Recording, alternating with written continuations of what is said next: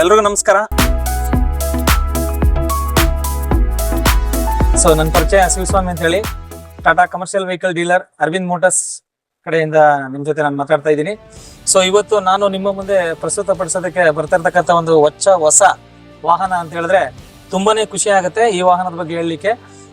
ನಮ್ಮ Tata motors already ಸಾಕಷ್ಟು vehicles ಗಳನ್ನ, ಕಮರ್ಷಿಯಲ್ ವೆಹಿಕಲ್ಸ್ ಗಳನ್ನ ಕೊಟ್ಟಿದ್ದಾರೆ. ಇವತ್ತು ಅಂದ್ರೆ ಈ ನಿನ್ನೆ ನಮ್ಮ ಒಂದು ಟಾಟಾ ಮೋಟರ್ಸ್ ಕಡೆಯಿಂದ ಏಸ್ ಪ್ರೋ ಸೀರೀಸ್ ಅನ್ನೋ ವೆಹಿಕಲ್ಸ್ ಲಾಂಚ್ ಆಗಿದೆ.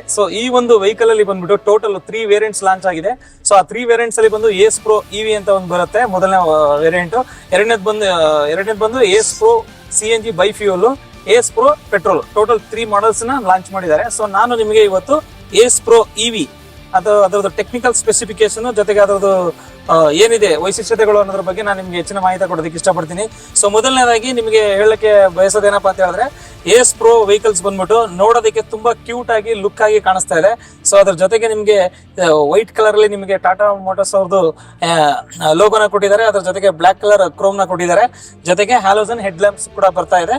ಅದ್ರ ಜೊತೆಗೆ ಏಸ್ ಪ್ರೋ ಅನ್ನೋ ಒಂದು ಟೈಟಲ್ ಕೂಡ ಇವಿ ಆವೃತ್ತಿನಲ್ಲಿ ನಿಮ್ಗೆ ಸಿಗ್ತಾ ಇದೆ. ಬನ್ನಿ ನೋಡೋಣ ಈ ವೆಹಿಕಲ್ ಯಾವ ರೀತಿ ವರ್ಕ್ ಆಗುತ್ತೆ ಮತ್ತೆ ಯಾವ ರೀತಿ ಇದೆ ಅಂತ ಹೇಳ್ಬಿಟ್ಟು ತಿಳ್ಕೊಳ್ಳೋಣ.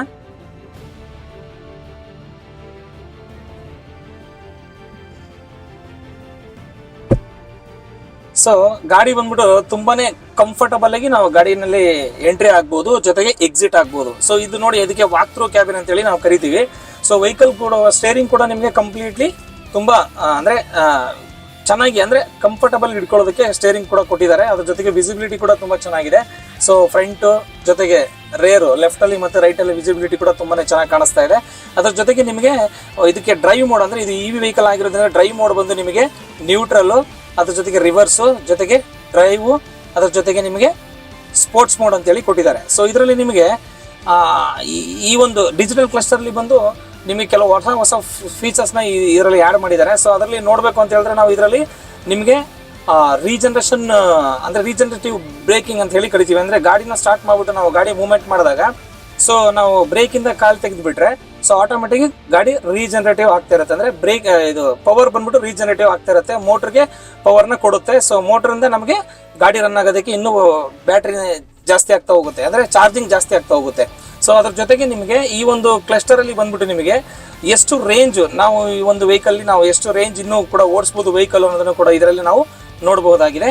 ಇದರಲ್ಲಿ ಆಪ್ಷನ್ ಕೂಡ ಇದೆ. ಇನ್ನೊಂದೇನಪ್ಪ ಅಂತ ಹೇಳಿದ್ರೆ, ಈ ಸ್ಪೋರ್ಟ್ಸ್ ಮೋಡ್ ಅಲ್ಲಿ ಈಗ ಸಡನ್ ಆಗಿ ನೀವೀಗ ಡ್ರೈವ್ ಮಾಡಲ್ ಹೋಗ್ತಾ ಇರ್ತೀರಾ, ಸಡನ್ ಆಗಿ ನಿಮ್ಗೆ ಲೋಡ್ ಇರುತ್ತೆ ಅಥವಾ ನೀವು ಓವರ್ಟೇಕ್ ಮಾಡಬೇಕಾಗಿರುತ್ತೆ. ಅಂತ ಟೈಮಲ್ಲಿ ಸ್ಪೋರ್ಟ್ಸ್ ಮೋಡ್ ಅಲ್ಲಿ ಗಾಡಿ ಸ್ಪೋರ್ಟ್ಸ್ ಮೋಡ್ಗೆ ನೀವು ಸ್ವಿಚ್ ಮಾಡ್ಕೊಂಡ್ರೆ ಗಾಡಿ ನಿಮ್ಗೆ ಇಮಿಡಿಯೇಟ್ ಪಿಕಪ್ ಅನ್ನ ಕೊಡುತ್ತೆ. ಅದ್ರ ಜೊತೆಗೆ ಸೀಟ್ ಬಂದ್ಬಿಟ್ಟು ನಿಮಗೆ ಬೆಂಚ್ ಸೀಟ್ ಕೊಟ್ಟಿದ್ದಾರೆ. 1+1 ಸೀಟಿಂಗ್ ಕೆಪಾಸಿಟಿ ಇದೆ, ಜೊತೆಗೆ ಚಾರ್ಜಿಂಗ್ ಕೇಬಲ್ ಕೂಡ ಇದೆ. ಈ ವೆಹಿಕಲ್ ಬಂದು ಸ್ಪೆಸಿಫಿಕೇಶನ್ ಬಗ್ಗೆ ಮಾತಾಡೋದಾದ್ರೆ 14.4 ಕಿಲೋವ್ಯಾಟ್ಸ್ ಅಲ್ಲಿ ಈ ಒಂದು ವೆಹಿಕಲ್ ನಿಮಗೆ ಸಿಗ್ತಾ ಇದೆ. ಅಂದ್ರೆ 14.4 ಕಿಲೋವ್ಯಾಟ್ಸ್ ಬ್ಯಾಟ್ರಿ ಕೆಪಾಸಿಟಿ ಸಿಗ್ತಾ ಇದೆ.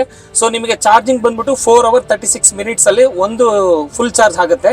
ಒಂದು ಫುಲ್ ಚಾರ್ಜ್ಗೆ ಕಂಪನಿ ಕೊಟ್ಟಿರೋದು ARAI ಸರ್ಟಿಫೈಡ್ ಮೈಲೇಜ್ ಬಂದು 155 ಕಿಲೋಮೀಟರ್.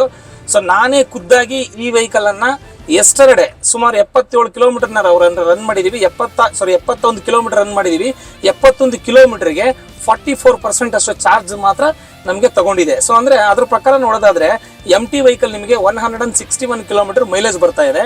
ಅದೇ ನಾವು ಲೋಡ್ ಹಾಕಿದಾಗ ಮಿನಿಮಮ್ ಒಂದು 10 ರಿಂದ 15 ಕಿಲೋಮೀಟರ್ ರೇಂಜ್ ಕಡಿಮೆ ಆದ್ರೂ ಕೂಡ 140 ಇಂದ 145 ಕಿಲೋಮೀಟರ್ ರೇಂಜ್ ಈ ವೆಹಿಕಲ್ ಅಲ್ಲಿ ನಿಮಗೆ ಸಿಗ್ತಾ ಇದೆ. ಬನ್ನಿ ಇದನ್ನ ತಿಳ್ಕೊಳ್ಳೋಣ, ಲೋಡ್ ಬಾಡಿ ಬಗ್ಗೆ ಇನ್ನು ಏನೇನು ಇದೆ ಅಂತ ಹೇಳ್ಬಿಟ್ಟು ತಿಳ್ಕೊಳ್ಳೋಣ ಫೀಚರ್ಸ್. ಈ ವೆಹಿಕಲ್ ಅಲ್ಲಿ ಬಂದ್ಬಿಟ್ಟು ನಿಮಗೆ load body cargo box length ಬಂದ್ಬಿಟ್ಟು ನಿಮಗೆ 6.5 ಫೀಟ್ ಲೆಂತ್ ಕೊಟ್ಟಿದ್ದಾರೆ. 4.7 ಫೀಟ್ ನಿಮಗೆ ವಿಡ್ತ್ ಬರ್ತಾ ಇದೆ. ಇದರಲ್ಲಿ ನೀವು 750 kg ನೀವು ಕ್ಯಾರಿ ಮಾಡಬಹುದು ಈ ಒಂದು ವೆಹಿಕಲ್ ಅಲ್ಲಿ. 750 kg ನೀವು ಕ್ಯಾರಿ ಮಾಡಬಹುದು. ಅದ್ರ ಜೊತೆಗೆ ನಿಮಗೆ ಟೈರ್ ಸೈಜ್ ಬಂದ್ಬಿಟ್ಟು ನಿಮಗೆ 12 ಇಂಚ್ ಟೈರ್ ಕೊಟ್ಟಿದ್ದಾರೆ. 145 or 12 inches ರೇಡಿಯಲ್ ಟೈರ್ ಬರುತ್ತೆ. ಅದ್ರ ಜೊತೆಗೆ ನಿಮಗೆ ರಿವರ್ಸ್ ಪಾರ್ಕಿಂಗ್ ಅಸಿಸ್ಟೆಂಟ್ ಅಂತೇಳಿ ಅಂದ್ರೆ ನಿಮಗೆ RPAS ಅಂತ ಹೇಳಿ ಕೊಟ್ಟಿದ್ದಾರೆ. ಅಂದ್ರೆ ನಿಮಗೆ ರಿವರ್ಸ್ ಪಾರ್ಕಿಂಗ್ ಸೆನ್ಸರ್. ಗಾಡಿ ಈಗ ಫಾರ್ ಎಕ್ಸಾಂಪಲ್ ನೀವು ಮುಂದೆ ಲೋಡ್ ಹಾಕೊಂಡಿರ್ತೀರ ಹಿಂದ್ಗಡೆ, ಗಾಡಿ ರಿವರ್ಸ್ ತೆಗಿಬೇಕಾದ್ರೆ ಆ ಒಂದು ಟೈಮ್ ಅಲ್ಲಿ ನಿಮಗೆ ರಿವರ್ಸ್ ಪಾರ್ಕಿಂಗ್ ಸೆನ್ಸರ್ ನಿಮಗೆ ಉಪಯೋಗ ಬರುತ್ತೆ. ಬನ್ನಿ ಅದ್ರ ಜೊತೆಗೆ ಈ ಒಂದು ವೆಹಿಕಲ್ ಅಲ್ಲಿ ಬಂದ್ಬಿಟ್ಟು ಸಸ್ಪೆನ್ಷನ್ ಬಂದ್ಬಿಟ್ಟು ನಿಮಗೆ ಫ್ರಂಟ್ ಬಂದ್ಬಿಟ್ಟು ನಿಮಗೆ ಇಂಡಿಪೆಂಡೆಂಟ್ ಮ್ಯಾಕ್ಸ್ ಇಂಡಿಪೆಂಡೆಂಟ್ ಸಸ್ಪೆನ್ಷನ್ ಕೊಟ್ಟಿದ್ದಾರೆ. ರೇರ್ ಬಂದ್ಬಿಟ್ಟು ನಿಮಗೆ ಸೆಮಿ ಟ್ರೈಲಿಂಗ್ ಆರ್ಮ್ ಅಂತ ಹೇಳ್ಬಿಟ್ಟು ನಿಮಗೆ ಸಸ್ಪೆನ್ಷನ್ ಕೊಟ್ಟಿದ್ದಾರೆ. ಸೊ ನಿಮಗೆ ಇವಿ ಚಾರ್ಜಿಂಗ್ ಬಂದ್ಬಿಟ್ಟು ನಾನು ಆಲ್ರೆಡಿ ಹೇಳಿದೆ, ಈ ಒಂದು ಜಾಗದಲ್ಲಿ ನೀವು ಇವಿನ ಚಾರ್ಜ್ ಮಾಡ್ಕೋಬಹುದು. ಅಂದ್ರೆ ಚಾರ್ಜಿಂಗ್ ಏನ್ ಕೇಬಲ್ ಕೊಟ್ಟಿದೀವಿ ನಾವು, ಆ ಒಂದು ಕೇಬಲ್ ನ ಇದ್ರ ಮುಖಾಂತರ ನೀವು ಚಾರ್ಜ್ ಮಾಡಬಹುದು. ಅದ್ರ ಜೊತೆಗೆ ಕೂಲೆಂಟ್ ಕೂಡ ಇಲ್ಲಿ ಸಪರೇಟ್ ಆಗಿ ಕೊಟ್ಟಿದ್ದಾರೆ. ಸೊ ತುಂಬಾನೇ ಚೆನ್ನಾಗಿದೆ ಈ ವೆಹಿಕಲ್. ನನ್ನ ಒಂದು ಅನಿಸಿಕೆ ಪ್ರಕಾರ, ನಾನು ಆಲ್ರೆಡಿ ಡ್ರೈವ್ ಮಾಡಿರೋ ಪ್ರಕಾರ, ಸೊ ನೀವು ಈ ಒಂದು ವೆಹಿಕಲ್ ನ ಒಂದ್ಸರಿ ಟೆಸ್ಟ್ ನೋಡೋದ್ರ ಮುಖಾಂತರ ಬನ್ನಿ, ನಮ್ಮ ಒಂದು ಟಾಟಾ ಮೋಟರ್ಸ್ಗೆ ಸಪೋರ್ಟ್ ಮಾಡಿ ಅಂತ ನಾವು ಈ ಒಂದು ಸಂದರ್ಭದಲ್ಲಿ ನಾನು ನಿಮ್ಗೆ ಕೇಳ್ಕೊತಾ ಇದ್ದೀನಿ. ಎಲ್ರಿಗೂ ನಮಸ್ಕಾರ.